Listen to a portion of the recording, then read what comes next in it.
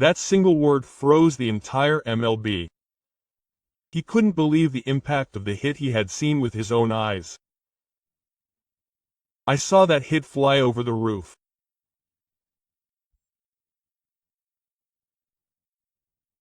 That wasn't 469. Muncy asserted that it flew at least 507. According to his testimony, Ohtani's hit might surpass the previous record of 505 home runs, and might even approach the legendary 575 home runs set by Babe Ruth in 1921. The crowd couldn't stop gasping, and the press corps erupted into action.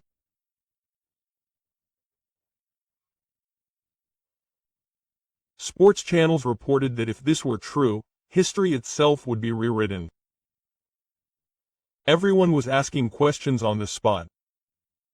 Could we be witnessing a turning point in history? Ohtani's hit went beyond mere numbers, and had become a force that would shake the very foundations of the sport of baseball.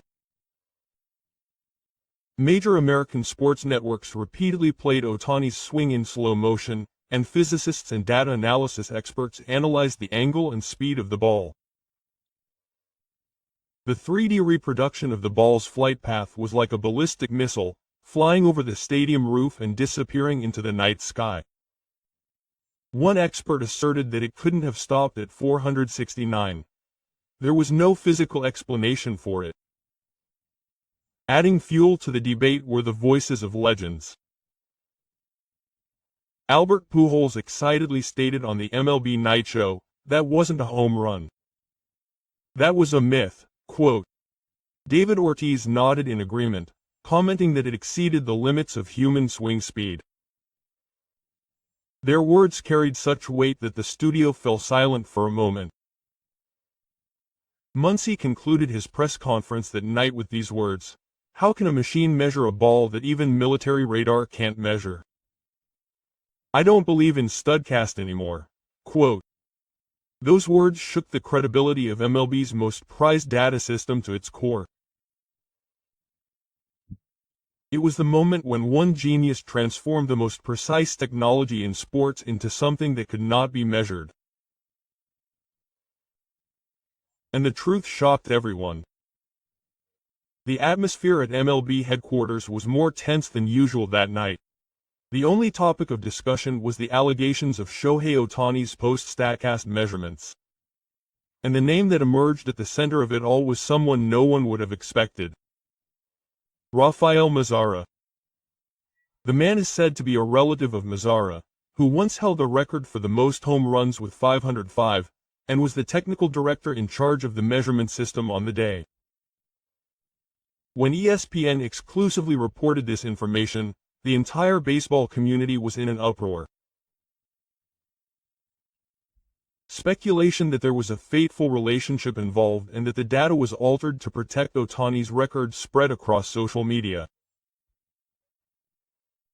MLB immediately issued an official statement, announcing that it was investigating the possibility of data manipulation. However, the poor quality of the statement only served to deepen suspicions. According to sources, Rafael was stationed at the data center inside Dodger Stadium on the day of the game, monitoring the operation of the sensors. One staff member, speaking on condition of anonymity, said that he stared at the monitor the entire game, repeatedly plugging and unplugging the communication cable. It didn't look like routine maintenance. Furthermore, an analysis of internal emails revealed evidence that Mazara had instructed colleagues that numbers above 505 were unstable and that the record needed to be revised to a more reliable range. The incident, dubbed Studcast Watergate, has gone beyond mere sports news and has escalated to the point where the reliability of MLB's cutting-edge technology is called into question. Fans have been saying that while Ohtani's hit destroyed the truth, Rafael's actions destroyed trust. The truth is still shrouded in mystery, but everyone is certain. The ball that flew away at Dodger Stadium that night was not just a home run, but a bomb that shook the very foundations of MLB. Amidst the chaos, Mookie Betts, the spiritual leader of the Los Angeles Dodgers, has finally broken his silence. His expression as he appeared at the press conference was one of anger and disappointment. His eyes, illuminated by the lights, were bright red, and his voice was trembling. These 5 measurements were not just a mistake. This was a crime against history. With those words, the room fell silent for a moment. The reporters held their breath, waiting for his next words. Betts continued, "If MLB does not take action, I will sue Rafael Mazara with my own money. I would pay any amount to protect Ohtani's honor." His teammates who were present nodded, and an ESPN reporter reported that the locker room was filled with a tense atmosphere like a courtroom. Betts reinforced his stance with a 5th inning, saying that this was a battle for the entire team. "We, the Dodgers, will not remain silent." He declared that he would stand up for Shohei, for the truth, and for justice. His anger was not just directed at his teammates. It was a cry to protect the foundation of trust that the sport of baseball has.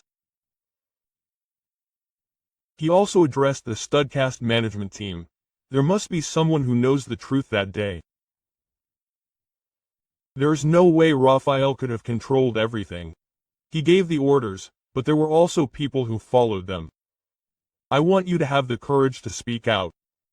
Those words resonated throughout America, and on social media, Takuma was once again trending with sharp justice for Kodaira. The next day, news that had the entire country on fire came from ESPN. Dodger Stadium's technical staff, Isanko, had finally broken his silence. In an exclusive interview, he spoke out. "That day, I tampered with the data at Rafael Mazara's instruction. I changed the settings so that Shohei Ohtani's hits would not exceed 505, and I was told to keep quiet." That testimony instantly shocked baseball fans all over America. MLB immediately released the results of their investigation. The contents were shocking. They said that everything Cole had testified to was true, and that evidence had been confirmed that Rafael Mazara had hacked into Studcast's system settings. MLB announced its decision, condemning the act as a fundamental threat to the reliability of the technology and as unforgivable. Studcast immediately changed its security code completely and announced that it was terminating its contract with Mazara. On social media, the hashtag #JusticeForOhtani trended again, generating tens of millions of posts in just a few hours. Voices calling for justice for Ohtani, who had been robbed of the truth, filled the streets of America, and spontaneous rallies were held on the streets of Los Angeles. Fans gathered in front of the stadium, holding handmade placards and shouting, 507. That is the truth. That night, baseball became more than just a sport, it became a symbol of the fight for justice. The roar of people echoed outside MLB headquarters well into the night. The original data had been erased, and Studcast could not officially remeasure the distance of Ohtani's hit. When this fact became known, flames of anger spread across America. Dodger fans from Los Angeles to New York took to the streets, holding signs that read, "Give back the 507 of truth."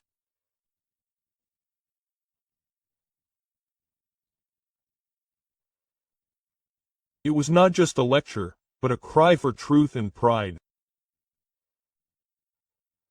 Max Muncy appeared on ESPN's First Take and pounded the table with an agitated expression.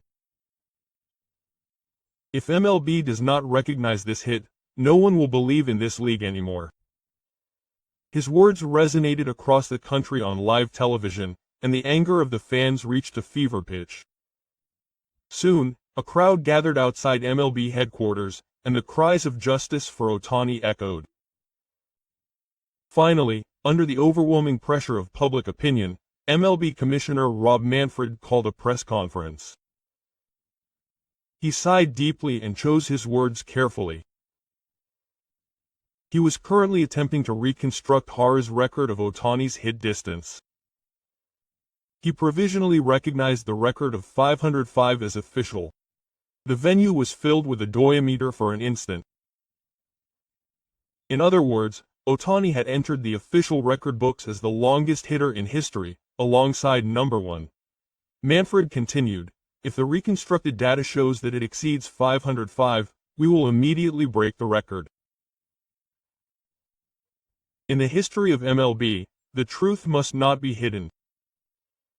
As soon as those words were spoken, the crowd waiting outside cheered and fireworks lit up the night sky.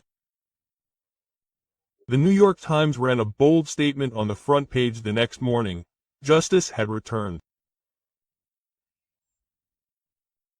Whether Shohei's swing